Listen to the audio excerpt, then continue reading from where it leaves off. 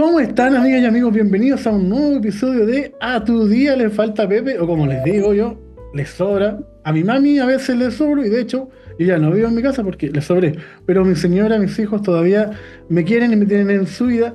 Y el protagonista del día de hoy tiene la particularidad que viene de la misma casa de estudios que yo y nosotros lo mirábamos hacia arriba y decíamos, oh, ojalá ser como Davor. ¿Cómo está Davor? Bienvenido A tu día le falta Pepe. ¿Cómo estás? Muchas gracias por invitarme. Feliz de acompañarlos a esta hora y compartir con tu audiencia. Claro que sí, hoy día vamos a tener una interesante conversación sobre este libro que estamos viendo ahí, la portada ahí, del último penacho, ¿cierto? Estas plumitas que ocupan los cadetes cuando hacen la parada militar, hablar un poco de tu trayectoria, pero primero ver cómo tú decides venir de Punta Arenas a la quinta región, ¿no? Y después te vas a Santiago. Sí, bueno, yo soy de Punta Arenas cuando era mucho más provincia de lo que es hoy día. Hoy, afortunadamente, Magallanes está bien conectado con el resto del país. Hay internet, hay de todo, hay un montón de vuelos diarios.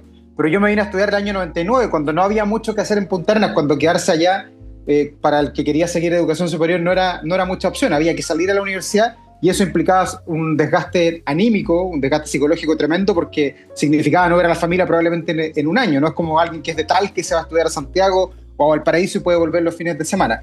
Yo me aventuré, mi hermano ya estaba en la Federico Santa María estudiando ingeniería, así que cuando yo quería estudiar periodismo, mi hermano me dijo, bueno, tenés que venir o a la Católica del Paraíso o a la Universidad de Playa Ancha, que eran las dos universidades estatales o del Consejo de Rectores que tenían periodismo, y si no me quedaba una opción de una privada, me fue súper bien en la prueba de aptitud a mí, y quedé en la Católica del Paraíso, así que a Valparaíso las maletas y llegué de un día para otro en febrero del 99 a vivir a una pensión ahí en el Cerro Los Placeres, Avenida Placeres 182, nunca lo olvidé. Ahí pasé de tener mi cómoda pieza en Punta Arenas a compartir una pieza con otros dos estudiantes de diferentes universidades. Ese fue la primera pata, el primer paso cuando llegué a la quinta región. Después tú avanzaste, ¿no? Y estuviste en PUCB Radio y tú transmitiste deporte, eso es algo que la gente no sabe mucho. Sí, bueno, yo en el afán de ser periodista, la escuela de periodismo, además de la Universidad Católica del Paraíso, era muy pequeña, se había fundado, si no me falla la memoria, en 1995. Los del 99 éramos todavía de las primeras generaciones. Funcionábamos ahí en la casona que tenía la universidad en la calle Lusitania, ahí muy cerquita de la plaza Miraflores, y la verdad es que faltaban medios, había muchas ganas, había mucho entusiasmo, pero faltaban equipos, y por eso yo vi como una gran oportunidad el de comenzar a trabajar en la radio UCB 103.5 FM para toda la quinta región, así decía yo, porque claro, nos tocó una época en que los clubes deportivos de la zona, el Everton y sobre todo el Santiago Wanderers, tuvieron campañas memorables. De hecho, la última vez que Wanderers fue campeón fue el 2001, y esa campaña me tocó a mí seguirla completa con compañeros míos en un programa que se llamaba Golpe Deportivo y que nos permitió recorrer Chile siguiendo a este Wander que terminó campeón. Estábamos en Santa Laura, en el Estadio Nacional, en el Estadio La Portada de La Serena, fuimos al norte también una vez. ¿Para qué decir todo lo que hicimos ahí en el Sausalito y en el Estadio Elías Figueroa? Recuerdos maravillosos. Yo creo que hoy día, eso sí, no me da la voz como para gritar ¡Gol! Porque antes era infinito. Tengo buenos pulmones todavía, pero no he practicado. Oye, ¿y en qué momento decide dejar los goles y cambiarlo por la política? Mira, yo creo que pasan muchas cosas, sobre todo cuando uno entra a estudiar periodismo. Yo no sé el caso tuyo o de otras personas que nos puedan estar estudiando, pero siento que los que somos hombres y estudiamos periodismo tenemos una pulsión por el periodismo deportivo. Queremos estar al lado de los jugadores de Chile, salir al mundo, recorrer el planeta siguiendo a los chilenos. Y yo creo que todos parten un poquito de ahí. Y yo tampoco fui la excepción de que me encantaba el periodismo deportivo y me encantaba relatar. Y de hecho, cuando llegué a hacer la práctica, yo hice la práctica en el 2002 en Canal 13, puse ahí deportes, pues hice un rato de deportes. De hecho, trabajé codo a codo con Julio Martínez, un ícono del periodismo chileno, cuya persona lleva su nombre al Estadio Nacional. Y allí, conociendo ya el deporte más en serio, ya no siendo el pequeño reportero de una radio de provincia, ahí me di cuenta que me gustaba, pero que también habían otras cosas, que ya también había tribunales, que también estaba la posibilidad de reportear el Palacio de la Moneda, el Congreso, que había vida más allá de la pelota en el fondo, y ahí conocí y descubrí otras áreas, y la verdad es que me fui motivando. Me encantó la política, me encantó esto del poder, de conocer cómo son los entresijos del poder en la moneda, en el Congreso, conocer los parlamentarios, los ministros, y bueno, mucho de eso que me formó, creo que hoy día es lo que me sostiene como periodista, porque tuve mucha experiencia cuando era muy joven. Estuve, por ejemplo, en tribunales de justicia y en el centro de Santiago, cuando la justicia no era como hoy día, que se ventila todo a través del Ministerio Público, en el centro de justicia, donde uno pasa y pasa en audiencias. Ante la justicia de verdad, la justicia farandulera, la justicia taquilla, se ventilaba en el Palacio de Tribunales. Y ahí me inicié yo, que fue una muy buena cuna formadora, y esos conocimientos son los que creo hoy día me sirven para destacarme en el ámbito judicial y político. Y ahí pasa el tiempo, y llega el año 2010 y te invitan a participar de la parada militar, ¿no? Las glorias del ejército el 19 de septiembre. ¿Cómo fue ese momento? Porque claro, hoy día ya muchos años haciendo esto, pero en ese minuto me imagino que fue, chuta, me cortan la celebración, ¿o no? No, la verdad es que no, nunca lo vi así. Yo el 2010 me fui a vivir a Europa, viví un año en Inglaterra, quería aprender bien inglés y siempre como que lo sabía de a poquito, entonces volví a Chile en junio del 2011 y como en agosto me dice mi jefe, me dice, Davor, no tenemos quien transmita la parada militar, ¿te atreves a hacerlo tú? Pues yo siempre he tenido cercanía al mundo militar, más yendo permanentemente a Viña con el mundo naval. Yo he tenido la suerte, por ejemplo, de volar en aviones Mirage, de disparar los tanques Leopard, de viajar 2 veces en el buque Escuela Esmeralda. Entonces tengo como mucha buena onda y cariño por las Fuerzas Armadas, si lo queremos poner de alguna manera. Y la verdad es que el mundo del periodismo a veces es un poquito alejado, no entiende bien cómo funcionan las cosas castrenses. Y yo tenía buena llegada ahí, los entendía bien y nos entendíamos bien. Y por eso mi jefe me dijo, oye, ¿te atreves?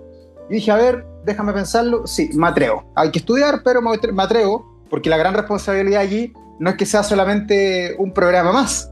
Es la única transmisión junto con la Teletón que va quedando, en que se une toda la televisión, en que tu voz, tu cara, tus conocimientos salen por Canal 13, por Chilevisión, por el Mega, por TVN y por todo lo que esté al aire ese día. Entonces la visibilidad que tiene uno es tremenda. Y los errores también que uno pueda cometer son tremendos. Y así partí el 2011, el 2012, seguí y bueno, y ahí no he soltado el micrófono y ahora me estoy preparando para la parada militar del 2025. ¿Y en qué momento decides lanzar este libro, este proyecto que tienes con Trayecto? Porque, claro, cuando uno lee el titular dice, oye, pero hablar de las paradas militares como que fome, pero cuando uno lo empieza a leer, te vas dando cuenta que cada año, desde el 62 en adelante, son pequeñas radiografías del Chile de ese tiempo. ¿Cómo nace Sí. la idea de hacer el libro? Bueno, partió, acá está el libro, La sombra del penacho, que la portada es maravillosa, salen 2 penachos rojos de la escuela militar, que es el tambor mayor de la escuela militar, el que comienza cada año el desfile, porque me pareció que era lo más icónico de una parada militar. Yo comencé a acumular mucha información, porque nunca me ha gustado ser un periodista autocomplaciente, y por eso cuando partí el 2011 y el 2012, como que me las arreglé para la transmisión, con los datos que encontraba en Google, con cosas que había encontrado por ahí y por acá, pero ya el 2013, 14 decía, oye, no puedo estar repitiendo todos los años lo mismo, que el Ford Galaxy lo regaló la reina Isabel, oye, basta con eso, si ya todo el mundo sabe ese dato. Tienen que haber datos nuevos, decía yo. Si la parada militar partió en 1896 en el mismo lugar, ¿cómo no va a haber historia? Me empecé a hacer 1000 preguntas, como por ejemplo, ¿qué habrá pasado el año 1986 cuando la parada militar fue días después del atentado a Pinochet? ¿Qué habrá pasado el año 78, decía yo, cuando Chile estaba agarrándose a combo y casi nos vamos a la guerra con la Argentina? ¿Cómo habrá sido esa parada militar? ¿Habrá sido bélica? ¿Cómo habrá sido la del 88, pocos días antes del sí y el no del 5 de octubre? ¿Cómo habrá sido las de Allende? Bueno, tenía un montón de preguntas en la cabeza y empecé a reportear. Pues esta cuestión dije, si yo no levanto los datos, porque no están en ningún libro, no están en Google, no están en YouTube, hay que levantar los datos. Y para levantar los datos hay que trabajar. Y cuando uno trabaja, las cosas le cuestan y tiene que ser perseverante para llegar a un resultado final. Y yo empecé durante mucho tiempo a ir prácticamente un sábado al mes a la Biblioteca Nacional para pedir diarios, revistas, la revista Arcilla, la Bea, las últimas noticias, los diarios de la época, desde 1962 hasta la actualidad. Le encargaba a todos los anticuarios de Santiago y de Valparaíso, ahí en Valparaíso, en la Plaza O'Higgins, me conocen todos los anticuarios, paso metido ahí buscando revistas viejas que me faltaba tal dato, y eso lo complementé además con el archivo de TVN, que es un archivo audiovisual maravilloso, y eso me permitió ir reconstruyendo cada una de las paradas militares, y quise partir yo en el año 1962, porque allí se posó por primera vez una cámara de televisión en la elipse. Ese año irrumpió la tele, y era molestosa, pues las cámaras molestaban en aquella época, hoy día todo gira en torno a la tele. Pero ahí está la génesis, acumulé tanto dato que hace como 4 años dije, ¿sabéis qué? ¿Para qué me voy a dejar este Word que está tan potente, tan lindo? Yo lo encontraba maravilloso. ¿Para qué lo voy a dejar guardado en mi computador? Lo voy a novelar de alguna manera para que quede uniforme en la escritura y lo que voy a transformar en un libro. Y aquí estamos, pues, 4ª edición ya, ha sido un éxito. Claro que sí, y aparte que tiene la particularidad que podemos separarlo por partes, porque por ejemplo, en todos los años que estuvo Pinochet ahí, se da cuenta de los regalos que recibía el general, entonces no podría hacer un listado de los regalos que recibió el general o de las anécdotas de las diferentes paradas. Pero para ti, ¿cuál fue para ti el año de la mejor parada militar? Yo creo que, bueno, hay varios puntos de vista para aproximarse a las paradas militares. De las que investigué yo, de las 60, del 62 hasta ahora, creo que las más bélicas, las que más han llamado la atención por la demostración de fuerza. Hay que decir que una parada militar es una propaganda que siempre hace un país para mostrarle al mundo el grado de alistamiento que tiene, y vaya con qué se van a encontrar si es que alguien quiere mostrarle los dientes a Chile. Eso es una parada militar.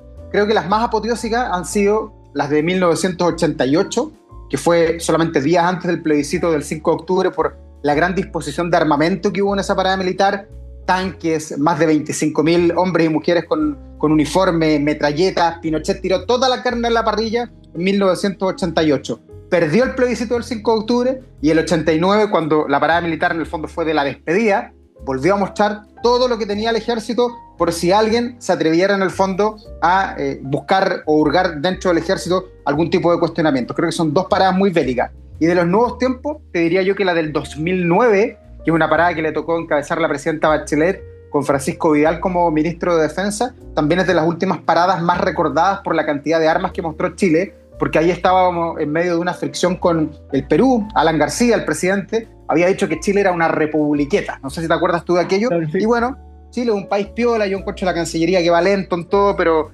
se utilizó la parada militar allí como un acto disuasivo, un acto de propaganda. Me parece que esas tres son las más bélicas que hemos tenido, por lo menos desde el punto de vista del armamento.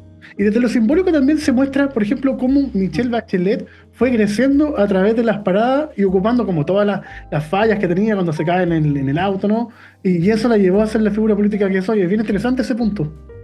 Sí, bueno, el vínculo de Michelle Bachelet cuando se transforma en presidenciable pasa indudablemente por su rol como ministra de Defensa. Fue una ministra taquillera como ministra de Salud del presidente Lagos, pero es en defensa cuando aparece en el MOA, en medio de unos temporales donde se hace famosa, y como que los analistas políticos visualizan allí el punto de quiebre en su carrera.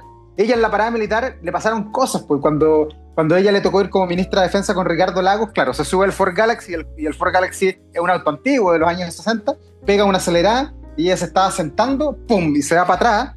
Y el asiento del Ford Galaxy es un asiento pequeño a la europea, para que uno vaya sentado muy cómodo. Y ella se fue para atrás. Después ella repasó ese hecho en un de pe a pa con Pedro Carcuro. Yo todo eso lo cuento en el libro, y fue de los momentos que de alguna manera la fueron catapultando.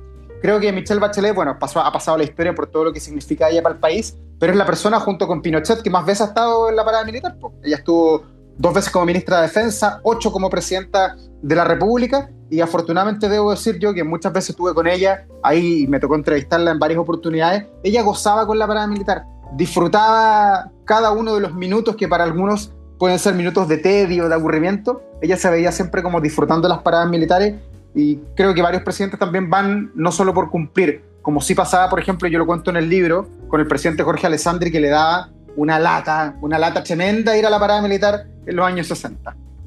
Y también está el caso de Sebastián Piñera, que ahí tú cuentas que también se salía del protocolo, siempre con su personalidad algo nerviosa. Eso también es bien entretenido, ¿no? Sí, bueno, Sebastián Piñera todos lo conocemos, también 8 veces presidente, 8 paradas militares encabezadas por él. Él era muy alejado también del protocolo.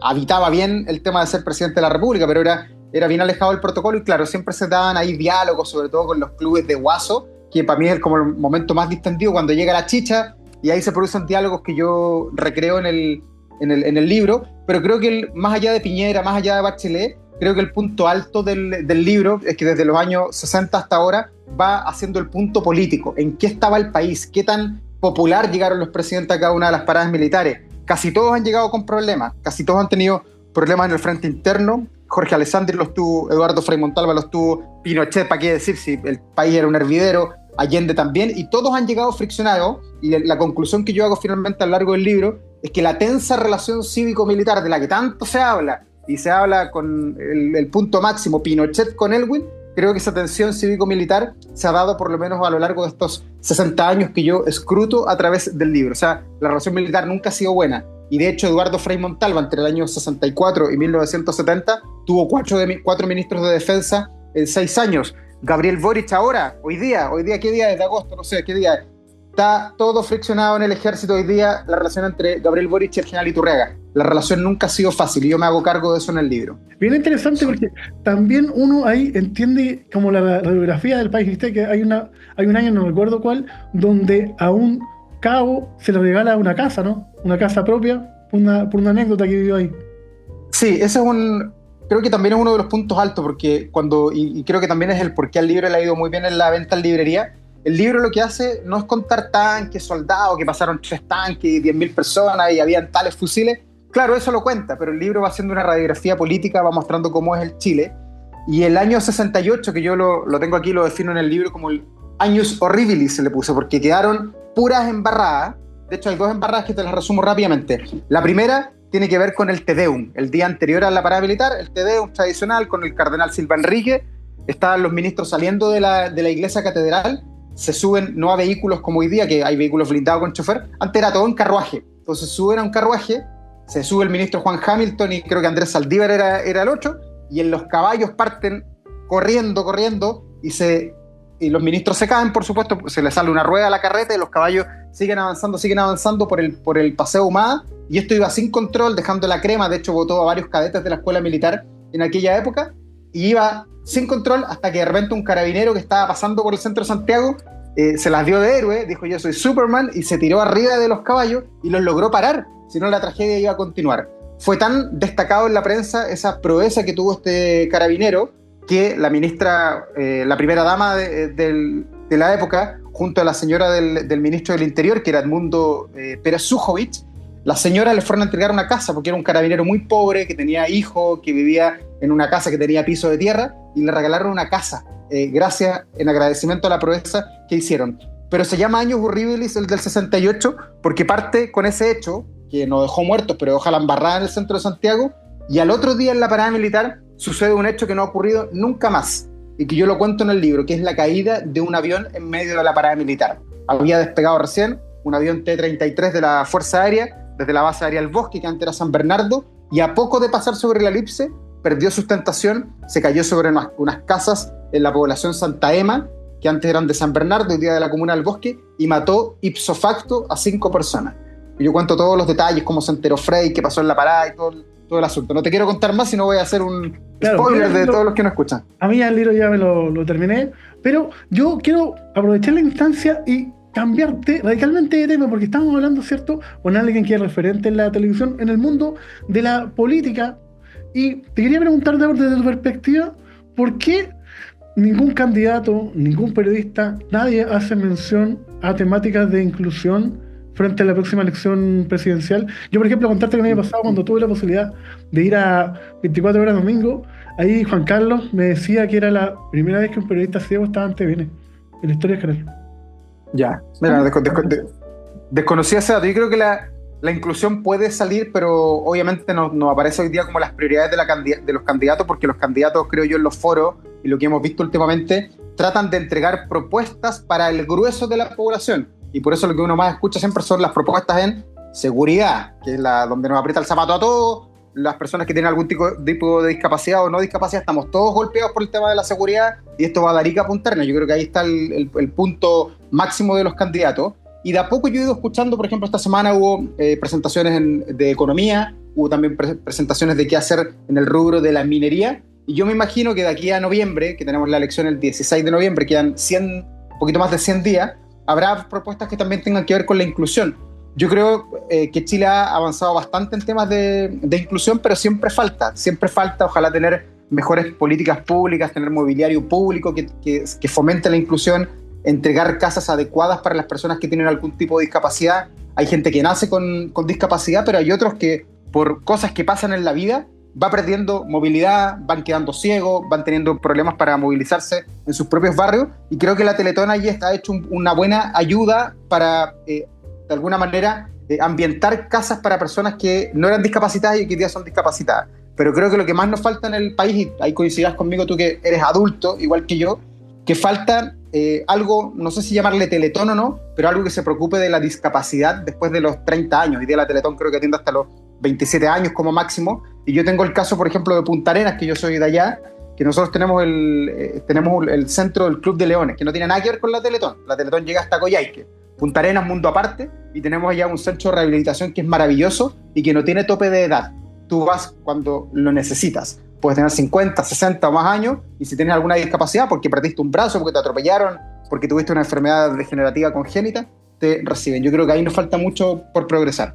Claro que sí. Porque ahí también pasa, Davor, que desde lo simbólico es fuerte. Pues, si uno, por ejemplo, cuando ve, volviendo a la misma Teletón, nunca una persona con discapacidad ha dado un cómputo. Igual es porque, por ejemplo, hace un tiempo vimos a don Francisco reclamando y con razón por el tema del aeropuerto de Santiago, pero él no dice nada respecto a que este otro lado de la sociedad, porque somos más de casi 4 millones de personas, estamos fuera del debate, ¿o no?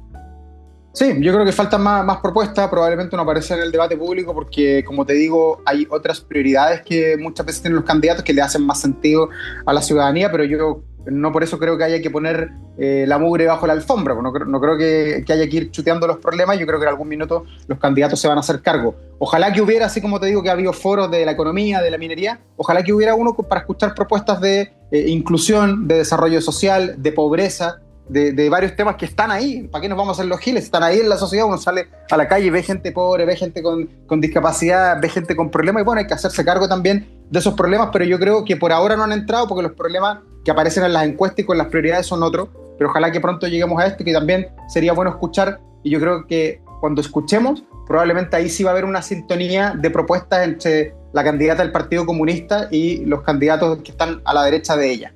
Claro que sí. Oye, Davor, y en ese sentido, tu libro, tu trabajo, ¿tú sientes que permite levantar la alfombra y recoger esa basurita y entender que también finalmente los militares también son personas como tú y como yo, y que por más que hayamos vivido algo horrendo para el 73, muchos de esos ya no están, ¿no?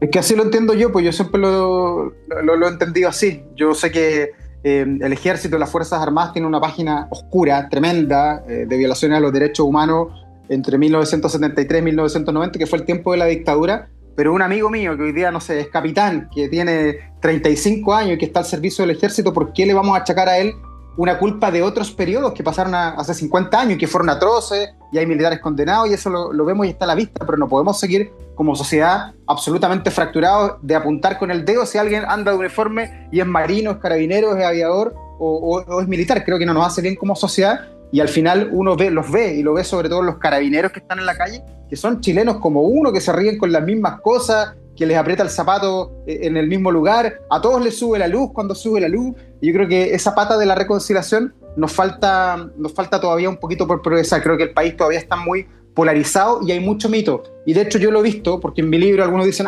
este libro es un libro facho, un libro pamilico, eso es lo que he escuchado yo de repente en mi libro. Bueno, eso es caricatura. Mi libro es un libro de política, un libro que habla sobre la democracia, que habla sobre la televisión y que invita, no sé si a la reconciliación, pero a entender y a conocer también lo que significa para los militares ser militar, lo que significa cada parada militar también, porque para ellos el 19 de septiembre es como el día de gala, el día de gloria, sobre todo para aquellos que todavía les toca desfilar ahí en el Parque O'Higgins. Claro que sí. Davor, te queríamos dar las gracias por estos minutos y recomiendo usted mismo el libro para que alguien lo compre, que lo busque. ¿Por qué lo debemos comprar? Bueno, el libro La sombra del penacho está, primero que todo, a la venta en todas las librerías del país. Vale más o menos como 19.000 pesos el precio estándar en las librerías. Tiene más de 400 páginas, 411. Va parada militar por parada militar del 62 hasta la última. Y al final tiene dos cosas interesantes. Una entrevista a Patricio Bañados, que se la hice yo hace como 4 o 5 años. Y también tiene un perfil del general Carlos Parera Silva, que me parece una de las personas que más se relaciona con las paradas militares, porque es el general que se paró en 1990 frente a Patricio Aylwin y no le pidió permiso para iniciar el desfile. Él guardó silencio durante 35 años y por primera vez en este libro cuenta por qué ocurrió lo que ocurrió, por qué se paró frente a Patricio Aylwin y no le pidió permiso. Yo hice una reconstrucción de su vida con información que adquirí vía transparencia, la hoja de vida se la pedí al ejército, entrevisté también a muchas personas y logré hacer un perfil de él que me parece que quedó muy pero muy potente y es uno de los puntos más destacados de este libro, que es de las paradas militares, pero también es de democracia, es de política, es de televisión, y lo mejor es que está súper entretenido, así que los invito a que lo puedan leer. Claro que sí, y a ustedes les invito en sus casas a suscribirse a este canal y continuar con este proyecto. Muchas gracias, Davor. Que te vaya muy bien, muchas gracias por invitarme a tu programa y adelante, a seguir desarrollándose en el periodismo con diversos ámbitos, que no hay ninguna barrera cuando uno hace buen periodismo y tiene ganas. Cuando uno persevera, pucha que le va bien en la vida.